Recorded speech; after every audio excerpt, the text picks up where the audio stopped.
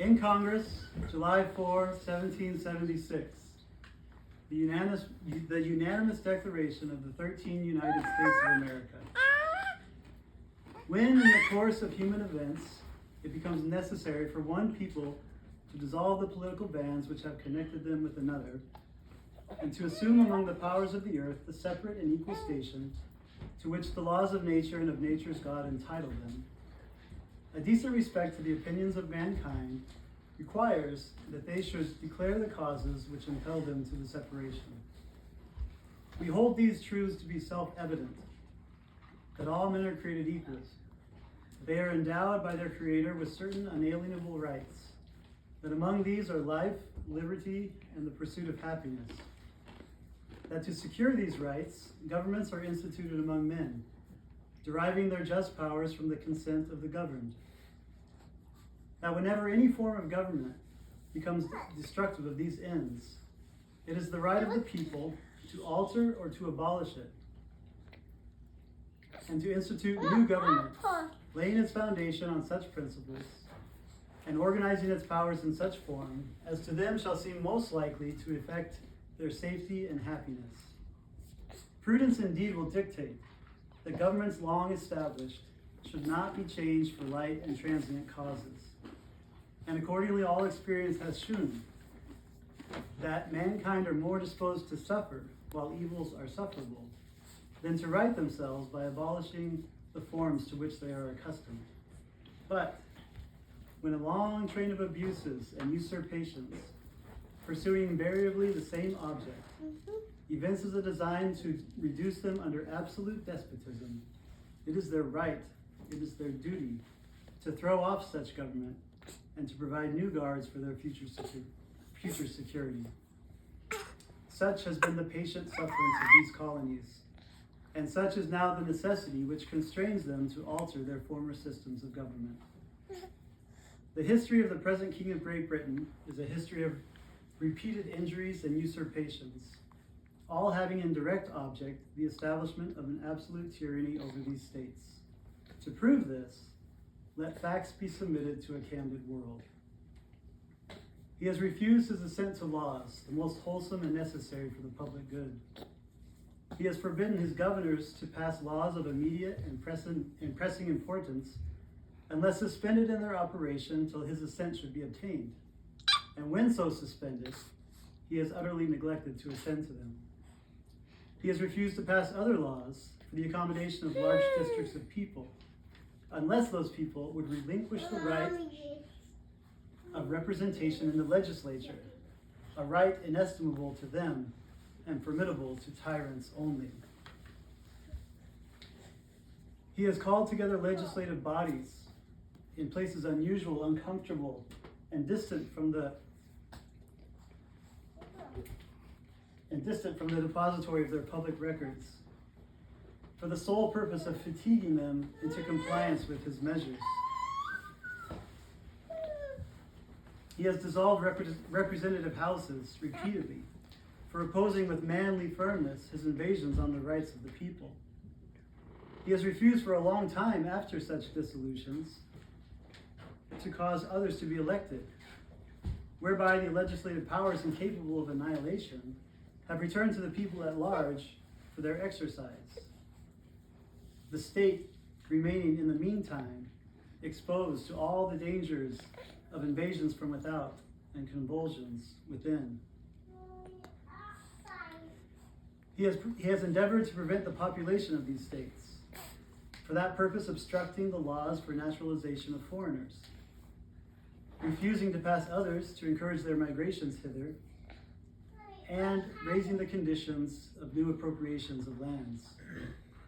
He has obstructed the administration of justice by refusing to give his assent to laws for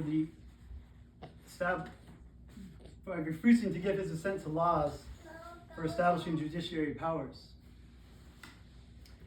He has made judges dependent on his will alone for the tenure of their offices and the amount and payment of their salaries. He has erected a multitude of new offices and sent hither swarms of officers to harass our people and eat out our substance. He has kept among us in times of peace standing armies without the consent of our legislatures. He has effected to render the military independent of and superior to the civil power. He has combined with others to subject us to a jurisdiction foreign to our Constitution and unacknowledged by our laws, giving his assent to their acts of pretended legislation, for quartering large bodies of armed troops among us, for protecting them by a mock trial from punishment for any murders which they should commit on the inhabitants of these states, for cutting off our trade with all parts of the world, for imposing taxes on us without our consent, for depriving us in many cases of the benefits of trial by jury, for transporting us beyond seas to be tried for pretended offenses, for abolishing the free system of English laws in a neighboring province, establishing therein an arbitrary government, and enlarging its boundaries, so as to render it at once an example and fit instrument for introducing the same absolute rule into these colonies, for taking away our charters, abolishing our most valuable laws, and altering fundamentally our forms of governments, for suspending our own legislatures, declaring themselves invested with power to legislate for us in all cases whatsoever.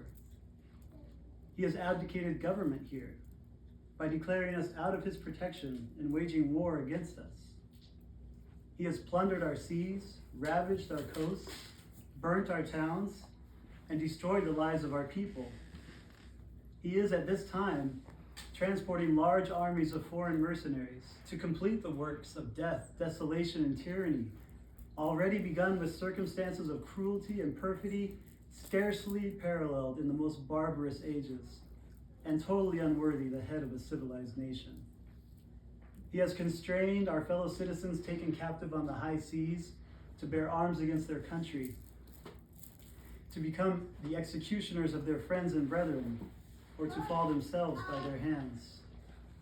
He has excited domestic insurrections amongst us, and has endeavored to bring on the inhabitants of our frontiers, the merciless Indian savages, whose known rule of warfare is an undistinguished destruction of all ages, sexes, and conditions.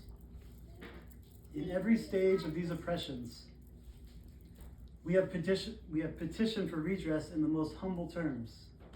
Our repeated petitions have been answered only by repeated injury. A prince whose character is thus marked by every act which may define a tyrant is unfit to be the ruler of a free people. Nor have we been wanting in attentions to our British brethren. We have warned them from time to time of attempts by their legislature to extend an unwarrantable jurisdiction over us. We have reminded them of the circumstances of our immigration and settlement here. We have appealed to their native justice and magnanimity, and we have conjured them by the ties of our common kindred to disavow these usurpations, which would inevitably interrupt our connections and correspondence. They too have been deaf to the voice of justice and of consanguinity. We must therefore acquiesce in the necessity which denounces our separation, and hold them, as we hold the rest of mankind, enemies in war, in peace, friends. We therefore, the representatives of the United States of America, in General Congress assembled, appealing to the Supreme Judge of the world for the rectitude of our intentions, do in the name and by authority of the good people of these colonies solemnly publish and declare that these united colonies are, and of right ought to be, free and independent states, that they are absolved from all allegiance to the British Crown, and that all political connection between them and the state of Great Britain is and ought to be totally dissolved, and that as free and independent states, they have full power to levy war, conclude peace, contract alliances, establish commerce, and to do all other acts and things which independent states may of right do. And for the support of this declaration, with a firm reliance on the protection of divine providence, we mutually pledge to each other our lives, our fortunes, and our sacred honor. Signed, John Hancock, Thomas Jefferson, Benjamin Franklin, John Adams, Sam Adams, and 51 other brave patriot heroes. Happy 250 America!